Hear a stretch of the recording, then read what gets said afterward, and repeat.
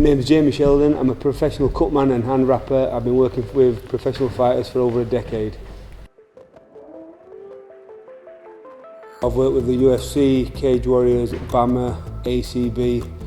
I've worked with guys such as Anderson Silva, Mirko Krokop, pretty much all the big names in MMA.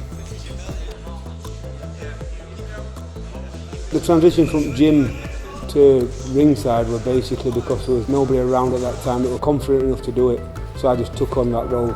It's like anything, it's just evolving. The main difference is the materials that we're using. They're a lot better in this day and age. And obviously you pick little tricks up all the time because everybody's hands are different, so you've just got to be able to adapt. If you're putting the best wrap on possible, it gives fighter confidence, and that's the main objective. When they first approached me and asked me about it, they just asked me what they needed from a tape, and I give them all the input and all the experience that I'd know, and they come back to me and off we went.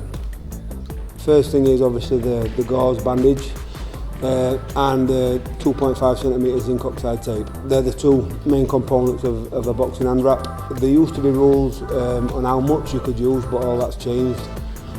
So now the rule stipulates that you can put as much bandage and tape on the hand as you want, as long as they can get the hand in a glove and make a fist comfortably. You're not allowed to tape over the knuckles, which basically means you need to roughly be about an inch behind the knuckle. And also you're not allowed to do stacking, which basically stacking means you're not allowed to put tape, bandage, tape, bandage, tape, bandage. It must be a layer of gauze with the tape on top. As regards to boxing, the rules have been up in the air. There is a set of rules, but you always catch people changing and cheating and trying to get away with a little bit. It's like a lot of people have used the stacking technique. People I've seen taping over the knuckles. They're clamping down now, and then when you go to America, in different states they have different rule sets. So if you're working with a fighter in the States, you need to clarify what rules they're actually using as regards how much tape and bandage. So it varies from state to state, country to country.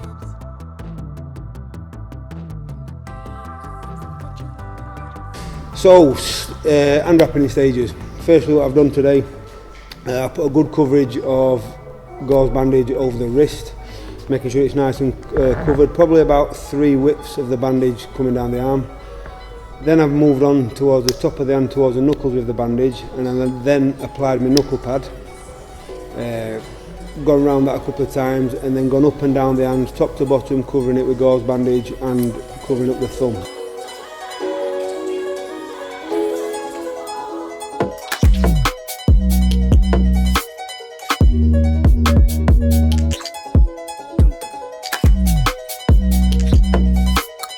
Once my bandages run out, the next step would be to apply the tape, 1 layer of tape to my wrist and my thumb.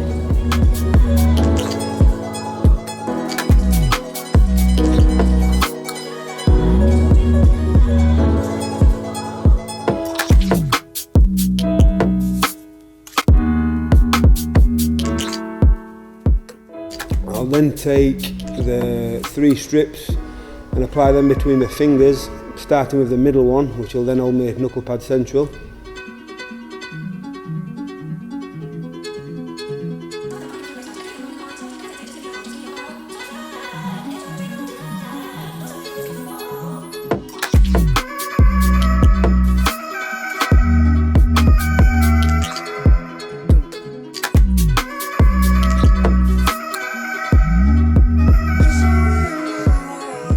Once I've done that, I'll apply another piece of tape wrapped around the wrist again, but only covering the wrist. The next step is anchoring tape from one side of the hand to the other, tearing it in strips, never wrapping it all the way around, because if you do that, there's a chance you can cut off circulation. So I'll go top to bottom, from knuckle all the way down to the bottom of the arm and back up, just tearing strips as I go. This will hold the metacarpals nice and tight across the hand.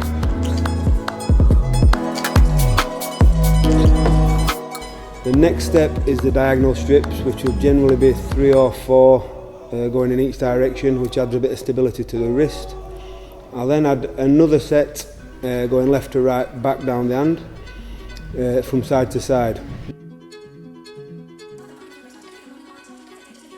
The next step then, I'll go from knuckle down the arm, going in the opposite direction, so lengthways down the arm.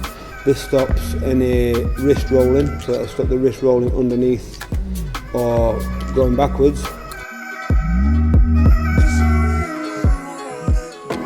After this, what I'll do then is I'll then use my scissors to iron all the creases out and get everything nice and compressed. At this point, tension will be building up and it'll start feeling a bit more cast-like.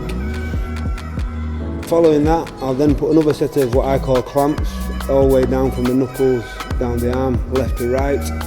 And then the final stage of taping is I'll put one gently applied wrapping of tape all the way from the bottom to the top.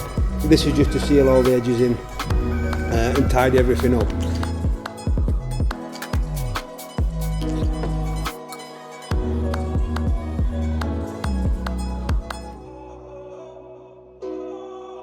After this, I'll then flip the hand over and just cut out any excess that I need to, so he's got an open palm and he's able to make a fist. And then that's it.